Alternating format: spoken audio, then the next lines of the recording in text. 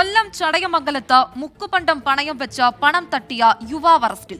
നെടുവത്തൂർ ആനക്കോട്ടൂർ സ്വദേശി സുബീഷാണ് ചടയമംഗലം പോലീസിന്റെ പിടിയിലായത്.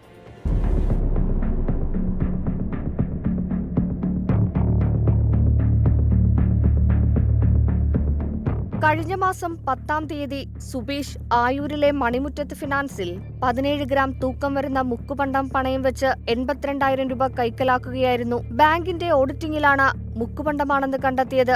ഓഡിറ്റിംഗിൽ മുക്കുപണ്ടമാണെന്ന് മനസ്സിലായതോടെ ബാങ്ക് മാനേജർ ചടയമംഗലം പോലീസിൽ പരാതി നൽകുകയായിരുന്നു.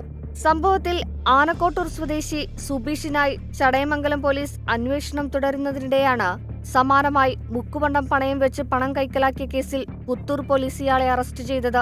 ചോദ്യം ചെയ്യലിൽ ചടയമംഗലം ആയൂരിലും മുക്കുപണ്ടം പണയം വെച്ചതായി ഇയാൾ സമ്മതിച്ചു. പുത്തൂർ പോലീസ് റിമാൻഡ് ചെയ്ത പ്രതിയെ ചടയമംഗലം പോലീസ് ഇന്ന് കസ്റ്റഡിയിൽ തെളിവെടുപ്പ് നടത്തി. കോടതിയിൽ ഹാജരാക്കിയ പ്രതിയെ വീണ്ടും റിമാൻഡ് ചെയ്തു.